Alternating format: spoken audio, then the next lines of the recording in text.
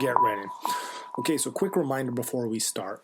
I encourage you all to reach out with any questions you may have, or if you want me to talk more in depth about a specific topic. Also, I have podcast gear available. I have t-shirts and hoodies. It is a great way to support the show. Lastly, at the very least, if you enjoy this podcast, please like, share, subscribe, and leave a review. Receiving that positive energy helps me out. And also my email is located in the show notes. Okay, so let's get into this episode. So if you have listened to more than a few episodes of this podcast, you know that I am a huge fan of the 7 Hermetic Principles. This is because each of the principles are simple and easy to understand, yet they contain a lot of knowledge, wisdom, and truth. In fact, if there is a better text which describes how the universe operates, I haven't found it. And one of the coolest aspects of these 7 Hermetic Principles is that once you understand these principles, you see them everywhere. Which reminds me of one of my favorite quotes by Miyamoto Musashi, which is, "If you know the way broadly, you will see it in everything." So remember at the end of The Matrix when Neo finally embraces his true potential?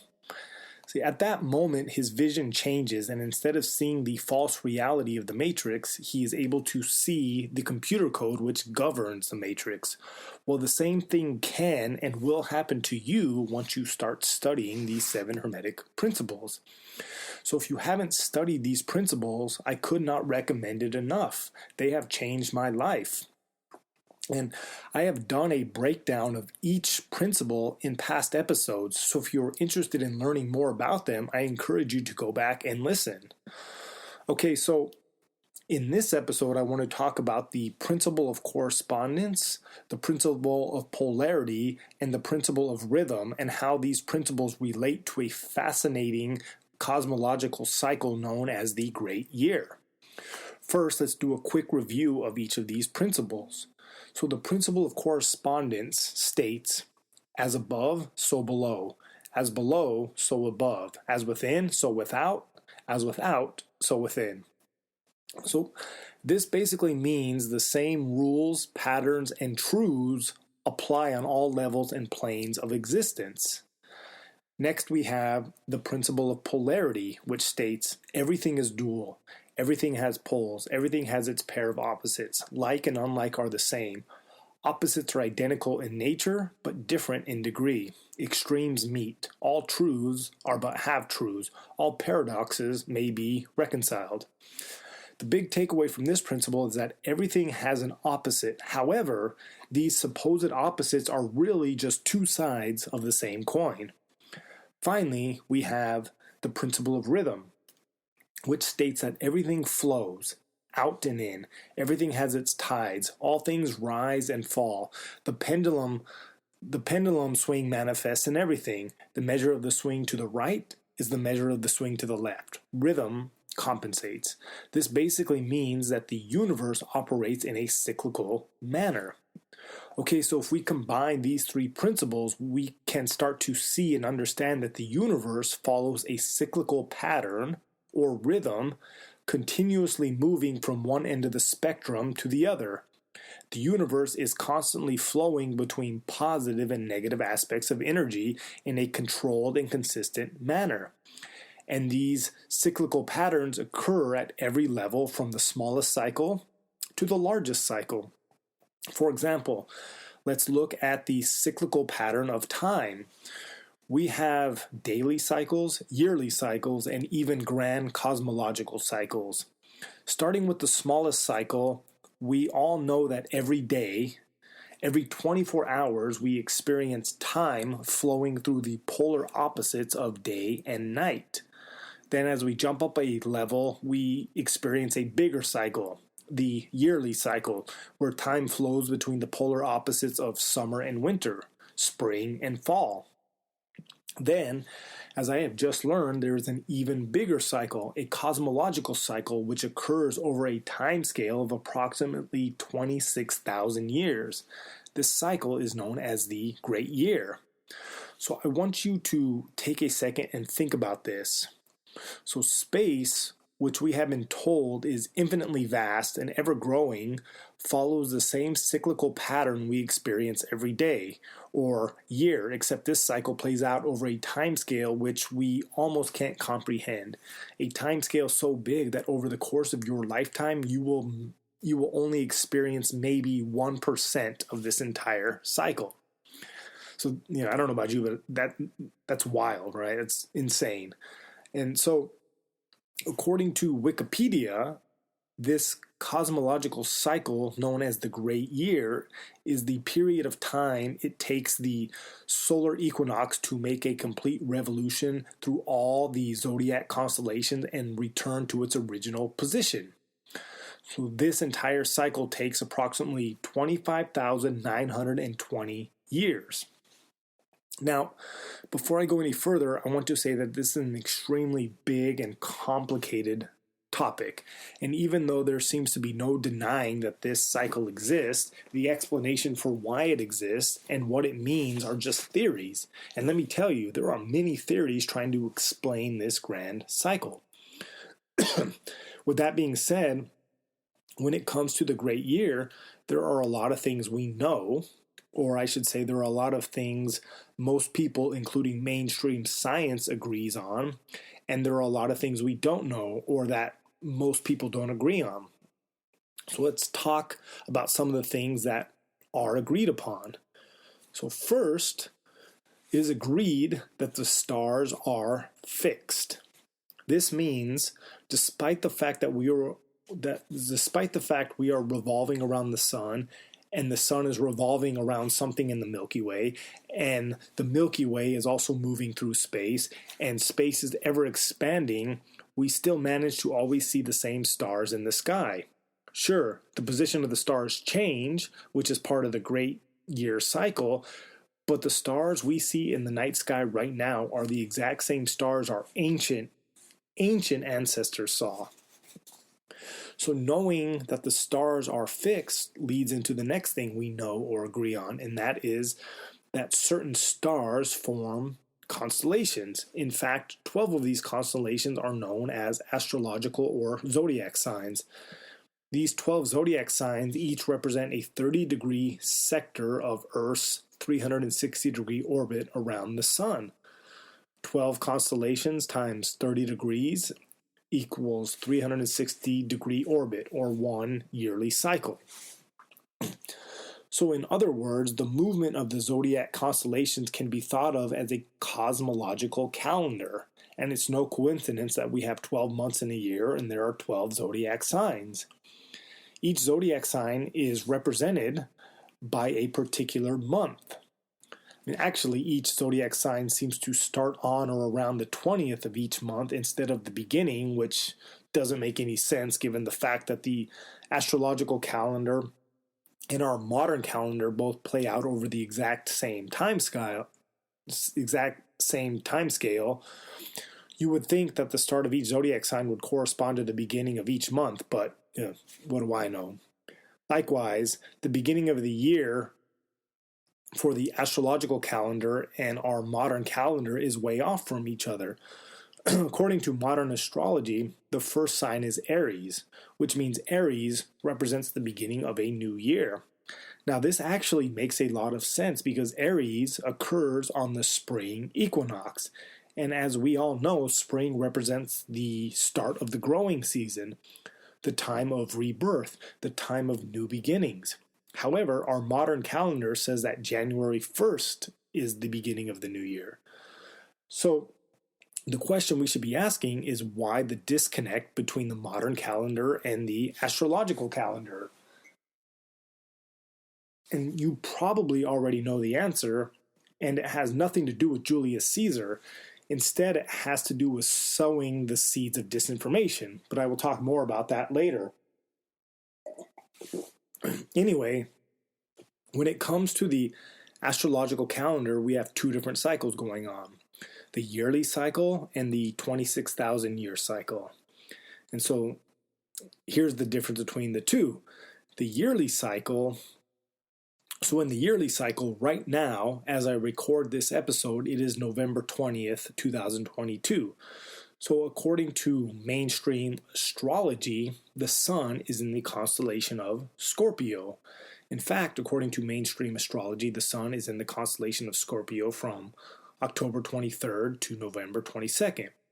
Then on November 23rd, the sun begins to rise in Sagittarius, and it will stay in Sagittarius until December 21st, and so on. This is how the yearly cycle works, and most people understand this, or at the very least, everyone knows their astrological sign and the dates associated with their sign. In other words, the time frame for each sign depends on when the sun is in a particular constellation, and we are told that this cycle is constant. But is this true? Well, the answer is yes and no.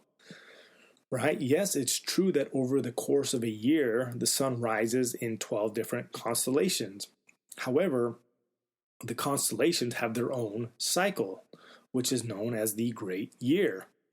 What this means is that Scorpio will not always begin on October 23rd.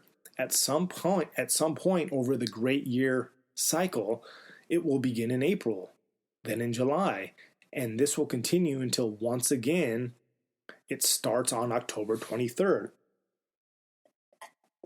So what does this mean?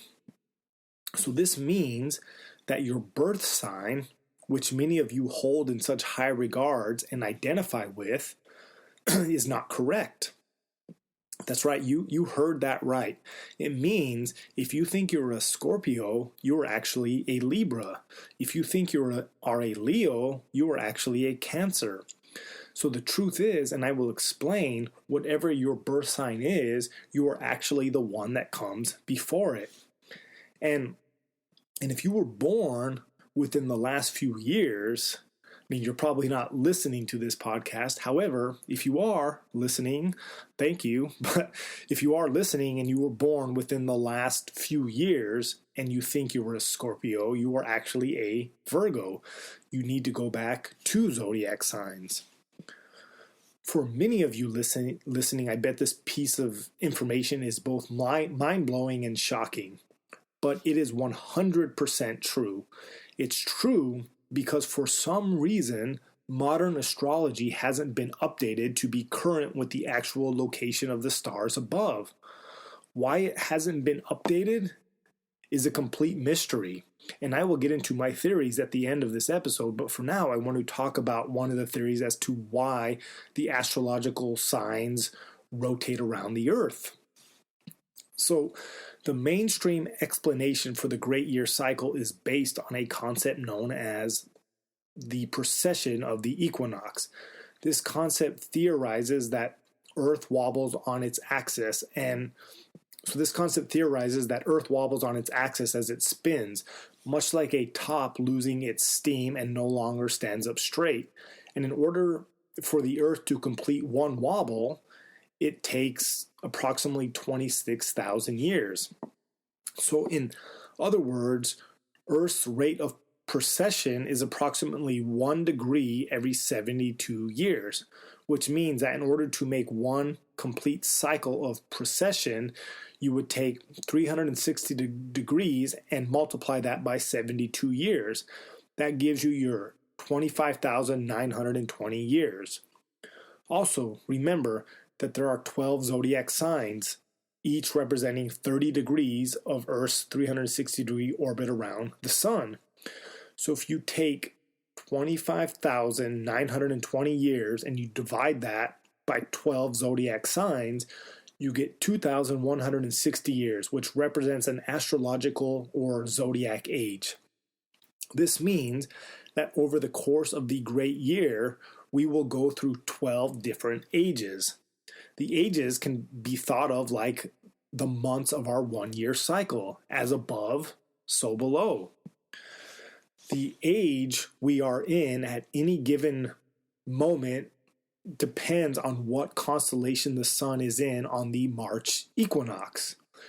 So a new age occurs the moment the sun rises in a new constellation on the March equinox. So this means that every 2,160 years, we enter a new age.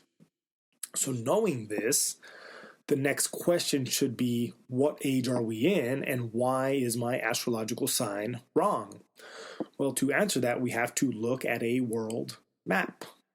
So looking at a map or a globe, you will notice that there are 5 prominent circles of latitude on our planet. You have the Arctic Circle, the Tropic of Cancer, Equator, Tropic of Capricorn, and the Antarctic Circle. For this particular episode, we are not concerned with the Arctic or Antarctic circles. We are, however, interested in the Tropic of Cancer, the Equator, and the Tropic of Capricorn. In order to try to figure out which age we are in, we need to understand what these circles represent and how they got their names. But before we do that, we must first understand both the June and December solstice, as well as the March and September equinox. So if you are in the northern hemisphere, the June solstice occurs on the 21st of June and is the first day of summer. And the December solstice occurs on the 21st of December and is the first day of winter. Likewise, the March equinox occurs on the 21st of March and is the first day of spring, whereas the September equinox occurs on the 21st of September and is the first day of fall. So let's say it is March 21st in the northern hemisphere. This is the first day of spring, and the sun is directly over the equator. Then, from March 22nd until June 21st, the sun moves north until it is directly over the Tropic of Cancer, which is the first day of summer. Then at that point, the sun stops, turns around, and starts heading south until September 21st, when it is once again directly over the equator, and this is the first day of fall. After this, the sun will continue to move south until it is directly over the Tropic of Capricorn on December 21st, which is the first day of winter. At this point, the sun once again moves north until it is back over the equator on March 21st, thus completing a 1-year cycle. Okay, now that we understand that, we need to know, how did the Tropic of Cancer and the Tropic of Capricorn get their names? Well, according to Wikipedia, the Tropic of Cancer got its name at the time in the last centuries BCE. So, actually, let me say that again. So, according to Wikipedia, the Tropic of Cancer got its name in the last centuries BCE when the sun was in the constellation when the sun was in the constellation of Cancer during the June solstice. Likewise, during the same time period, at the December solstice, the sun was in the constellation of Capricorn. Okay, so there's a lot of information packed into those few sentences. First, I want to talk about the term BCE and why that is important. So BCE means before the Common Era. Before the Common Era used to mean BC, before Christ, or before Jesus.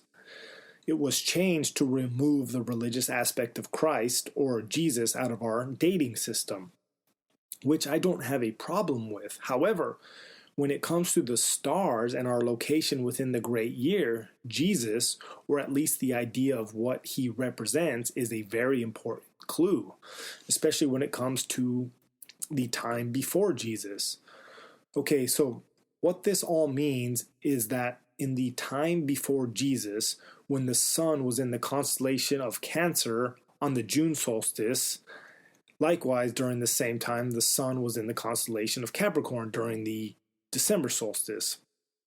So if the sun is in if the sun is in Cancer on the June solstice and Capricorn on the December solstice, that puts the sun in Aries for the March equinox, which means the tropics got their name during the astrological age of Aries. Okay, so why is Jesus important? Well, it is believed that Jesus actually represents the dawning of a new age, the age of Pisces. See, the astrological sign Pisces is represented by a fish. You know who is also represented by a fish? That's right, your boy Jesus. We all know about the Jesus fish. So maybe Jesus was a real person, or maybe he is a mythological representation of the birth of a new age. Either way, it is universally agreed upon that around the time of Jesus, we did enter the age of Pisces. So BCE or BC could be thought of as the time before the age of Pisces. Okay, so think about all this for a second. The Tropic of Cancer and Capricorn were named during the age of Aries. However, in the age of Pisces, during the June solstice, the sun is in Gemini and it is in Sagittarius for the December solstice. This means that if we wanted to be aligned with the stars during the age of Pisces, the tropic should be called the Tropic of Gemini and the Tropic of Sagittarius. This also means that everyone's astrological birth sign is wrong. Your birth sign, just like the Tropic of Cancer and Capricorn, was based in the age of Aries and has not been updated for the age of Pisces. This means that your birth sign is actually the one that comes before it.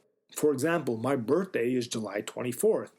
I have always thought I was a Leo, but the truth is I was born in the age of Pisces. So my actual birth sign is Cancer, and the same is true for you.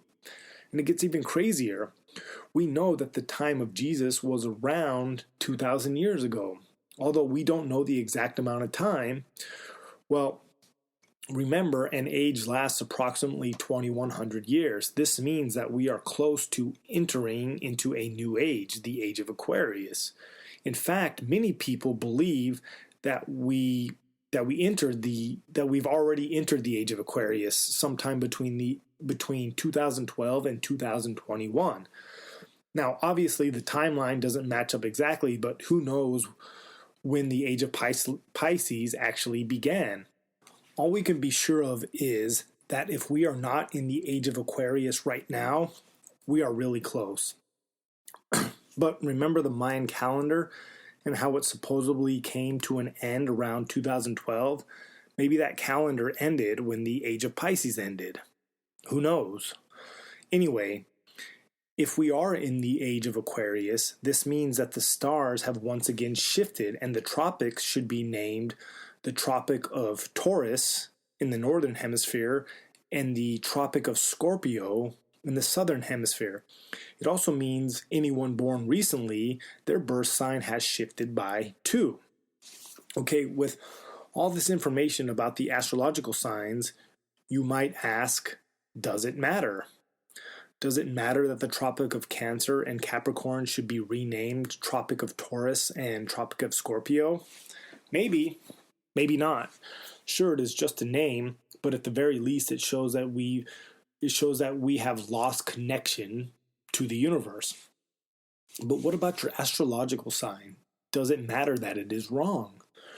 Remember, the astrological sign you think you are was based on the position of the constellation during the age of Aries. You were born in the age of Pisces. So no matter which way you slice it, you are not your sign. You are the one that comes before it. And I would say that this matters a lot. It matters because you are using wrong information to analyze a complex subject. See, I do believe more now than ever that the location of the stars and planets in relation to each other have a significant effect on our overall experience and well-being. I mean, Principle 6 of the 7 Hermetic Principles, the principle of cause and effect, confirms this. That principle states that every cause has its effect. Every effect has its cause. Everything happens according to law. This means that everything is connected and nothing happens by chance. So the precise location of the stars in the sky at the exact moment you were born into this universe 100% has an effect. Likewise, this would also mean that the location of the stars, planets, and moons at any moment in our past, present, and future will also affect our daily lives. How much of an effect? I have no idea. But I'll tell you this. An interesting quote I came across by J.P. Morgan says, "Millionaires don't use astrology. Billionaires do."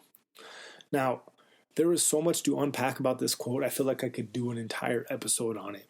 for now, I'll try to keep it short as this episode is getting long.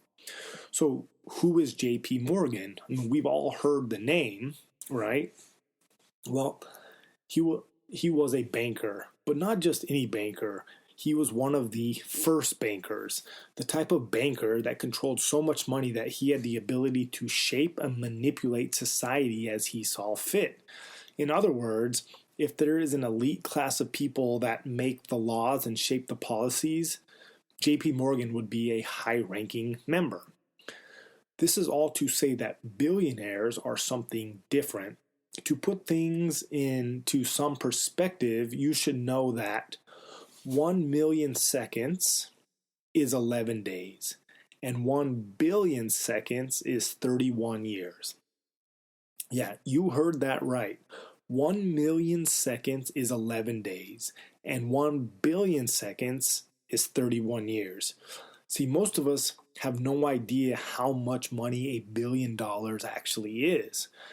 According to a few different Google searches, the average person makes around $3 million over the course of their entire life. $1 billion is $1 billion is 1,000 million. So to put things in even more perspective, let's say you are overly ambitious and you are far from average. So over the course of your lifetime, let's say you make $15 million. This would mean you would be making 5 times the average salary, which would most likely put you in the upper echelons of society. Definitely upper middle class, if not lower high class. So if you made $15 million over the course of your lifetime, it would take you 66 lifetimes to make $1 billion. Hell, why stop there? Let's pretend you are a real go-getter and you make $40 million over your lifetime, which would definitely make you a millionaire. And you would definitely be considered rich by just about everyone you know. Even at this level of wealth, it would still take you 25 lifetimes to make $1 billion. The point of this is to show you that billionaires are on a completely different level. They have the kind of money that would take most people 50 to 60 lifetimes to make. So with that amount of money comes power, the power to influence and control society as they see fit. According to Forbes magazine, there are only 2,668 billionaires on the planet, which is way less than 1% of the population. However, these 2,668 people have a combined wealth of over $12.7 trillion. So a trillion seconds, in case you were wondering, is just over 31,000 years. So if you ever wonder who runs the world, who controls the policies, procedures, and laws, there is a really good chance it is these people. It's like George Carlin said, it's a big club and you ain't in it. Except the reality is, it's a really tiny elite club and you ain't in it. So when you have an extremely tiny group of people controlling the majority of the resources on a planet of 8 billion people, the question becomes, how do the few control the many? One method is to control the information. If billionaires really do pay attention to the stars like J.P. Morgan suggested, what is stopping us from doing it? The answer is nothing. The truth is, this elite group can't stop us from looking at the stars. They can, however, control the information we receive about the stars.